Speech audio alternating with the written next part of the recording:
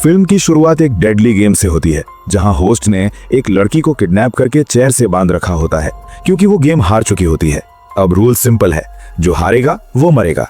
ये पूरी game dark web पर लाइव दिखाई जा रही होती है और ऑडियंस इस खतरनाक गेम को देखकर एंटरटेन हो रही होती है। टेबल पर 3 तरह के वेपन्स रखे होते हैं। होस्ट व्यूअर्स से कहता है कि जो मुझे सबसे ज्यादा पैसे सेंड करेगा, मैं उसकी मर्जी के मुताबिक वेपन यूज करके लड़की का मर्डर करूंगा। एक व्यूअर $500 सेंड करती है और चेन सॉ से लड़की को मारने को कहती है। होस्ट बिना रहम किए चेन सॉ उठाता है और सबके सामने लड़की को काटकर मार देता है। इसी वक्त पुलिस को भी इस लाइव गेम की खबर मिल जाती है और वो तुरंत लोकेशन पर पहुंच जाते हैं, लेकिन वहां 2 लोगों के अलावा पुलिस को कोई नहीं मिलता। पूरी जगह सर्च करने पर उन्हें एक कंटेनर के अंदर सिर्फ एक बच्चा मिलता है। बाकी सब लोग पुलिस के आने से पहले ही वहां से भाग चुके होते हैं। सीन कट होता है और हमें कुछ देर पहले का वक्त दिखाया जाता है। बेन थका हुआ घर आता ही है कि उसे पता चलता है कि वो डेंजरस गेम फिर से शुरू हो चुकी है। ये सुनते ही वो सीधा पुलिस स्टेशन पहुंचता है, जहां सब ऑफिसर्स डार्क वेब पर लाइव स्ट्रीम देख रहे होते हैं। ये वही प्रेजेंटर है जिसे पुलिस अब तक ट्रैक नहीं कर पाई। गेम में 2 लोगों को किडनैप करके रखा गया होता है और उन्हें जबरदस्ती रॉक पेपर सीजर्स खेलने पर मजबूर किया जाता है। दोनों जानते होते हैं कि जो हारेगा उसकी मौत पक्की है। जब वो खेलने से मना करते हैं तो उन्हें टेजर से शॉक दिया जाता है। मजबूरन दोनों गेम खेलते हैं और लड़की हार जाती है। अब रूल के मुताबिक उसकी मौत होने वाली होती है। ये वही सीन है जो शुरुआत में दिखाया गया था, जहां लड़की को चेन सॉ से मारा जाता है। ये सब देखकर बेन तुरंत साइबर सिक्योरिटी टीम के पास जाता है और प्रेजेंटर को ट्रैक करने को कहता है। लेकिन बुरी खबर मिलती है कि प्रेजेंटर इतना एडवांस सिस्टम यूज कर रहा है कि पुलिस उसकी एग्जैक्ट लोकेशन ट्रैक नहीं कर पा रही। हर बार लोकेशन फेक निकलती है और वो बच निकलता है। इसी वजह से वक्त के साथ वो मासूम लोगों की जान लेता जा रहा है। सीन कट होता है और हमें कात्या नाम की एक लेडी दिखाई जाती है, जिसका जॉब पर आज पहला दिन होता है। वो कस्टमर्स को बहुत अच्छे से हैंडल करती है। थोड़ी देर बाद उसकी कोवर्कर सोफिया उसके पास आती है। फिर सीन प्रेजेंटर पर शिफ्ट होता है, जो लगातार कात्या पर नजर रखे हुए है। सिर्फ कात्या ही नहीं, बल्कि 3 और लोगों पर भी उसकी नजर होती है। शायद वो इन सबको किडनैप करके अपना नेक्स्ट टारगेट बनाने वाला है। इधर बेन प्रेजेंटर की पुरानी रिकॉर्डिंग्स देख रहा होता है। बैकग्राउंड में उसे कुछ लोग नजर आते हैं। जब वो इन्वेस्टिगेशन करता है तो पता चलता है कि वो सब लोग भी किडनैप किए गए थे।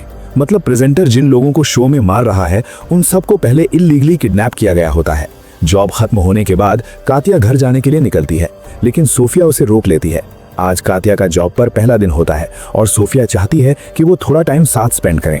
कात्या मना कर देती है और कहती है कि घर पर उसका बेटा और उसकी माँ उसका इंतजार कर रहे होंगे। लेकिन सोफिया के बहुत ज्यादा इंसिस्ट करने पर कात्या रुक जाती है और दोनों एक जूस पीने बैठ जाते हैं। जैसे ही कात्या वहां से निकलने लगती है, प्रेजेंटर अपने लोगों को अलर्ट रहने का सिग्नल देता है। कात्या जैसे ही एक सुनसान जगह पर पहुंचती है, प्रेजेंटर के लोग अचानक उस पर हमला कर देते हैं। सब मिलकर उसे बेहोश कर देते हैं। होश आने पर कात्या खुद को एक अनजानी जगह पर पाती है। ये वही लोकेशन होती है जहां प्रेजेंटर अपना डेडली शो चलाता है। होश में आते ही कात्या घबरा जाती है। वो चिल्लाने ही वाली होती है कि एक आदमी चादर से अपना चेहरा बाहर निकालकर उसे धीरे बोलने को कहता है। वो बताता है कि अगर यहाँ किसी ने भी आवाज की तो लोग तुरंत टेजर गन से शॉक देते हैं। कात्या बहुत परेशान हो जाती है। उसे याद आता है कि घर पर उसका बेटा और उसकी माँ उसका इंतजार कर रहे होंगे। उधर बेन को प्रेजेंटर के अकाउंट पर इन सब लोगों की किडनैपिंग वीडियोस भी मिल जाती हैं। ये देखकर बेन बहुत गुस्से में आ जाता है। वो अपनी टीम को ऑर्डर देता है कि इन सब लोगों की पूरी इन्फॉर्मेशन निकालो। ये लोग कहाँ काम करते थे और कहाँ से किडनैप हुए। बेन बुरी तरह इस केस में फंस चुका होता है। उसे कहीं से भी कोई सॉलिड क्लू नहीं मिल रहा होता जिससे प्रेजेंटर तक पहुंच सके। तब उसके दिमाग में एक आइडिया आता है। वो एक ऐसे कैदी के पास जाता है जिसे उसने खुद एक डार्क वेब केस में अरेस्ट किया था। उस लड़के ने एक बार डार्क वेब के ही एक आदमी को पकड़कर उसका मर्डर किया था। उसे डार्क वेब के लोगों को ट्रैक करना अच्छी तरह आता था।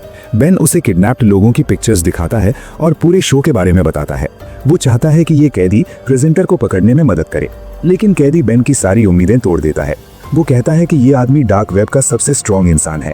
इसे पकड़ना लगभग नामुमकिन है। ये जरूर जानता होगा कि पुलिस उसके पीछे है, इसलिए वो हमेशा बैकअप प्लान रेडी रखता होगा। इसी वजह से पुलिस उसे कभी ट्रैक नहीं कर पाती। बेन निराश होकर ऑफिस वापस आता है। वहाँ उसे पता चलता है कि प्रेजेंटर ने 2 और लोगों को किडनैप कर लिया है। वो अपनी गेम को आगे बढ़ाता जा रहा है और मासूम लोगों की जान ले रहा है। पुलिस अभी भी उसे पकड़ने में फेल हो रही है। सीन चेंज होता है और प्रेजेंटर अपना नया शो शुरू कर देता है। इस बार उसके शो में कई कंटेस्टेंट्स होते हैं। कात्या को भी उनके बीच लाया जाता है। सबके सामने एक गन रखी होती है। प्रेजेंटर व्यूअर्स को बताता है कि आज का गेम बहुत इंटरेस्टिंग होने वाला है। गन में सिर्फ एक ही गोली है और यहाँ 6 कंटेस्टेंट्स हैं। जिसकी किस्मत खराब होगी वही मरेगा। गेम शुरू होता है। सब कंटेस्टेंट्स को बोला जाता है कि एक एक करके गन अपने सर पर रखकर ट्रिगर दबाएं।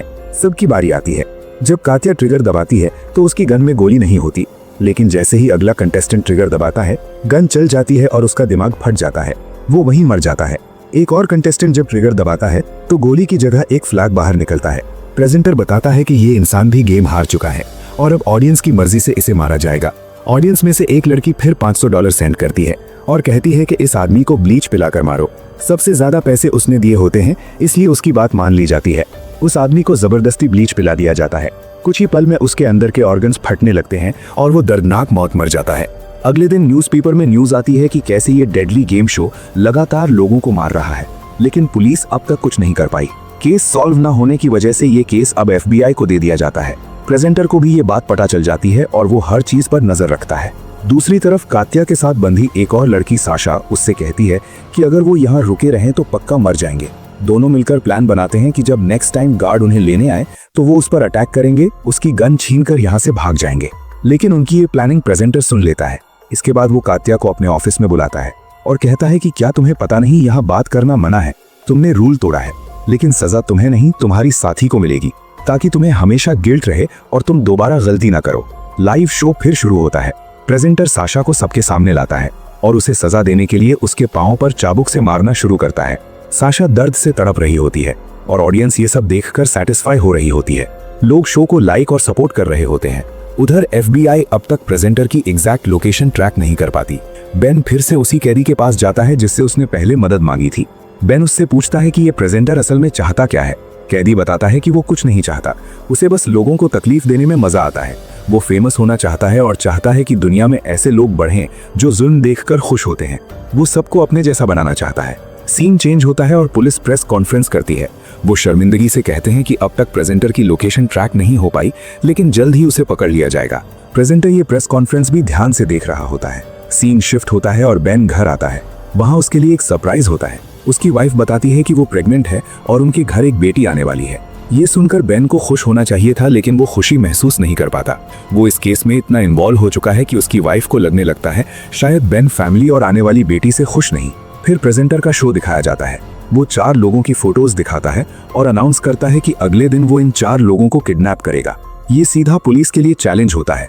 साथ ही प्रेजेंटर पुलिस को मौका भी दे रहा होता है उसे पकड़ने का।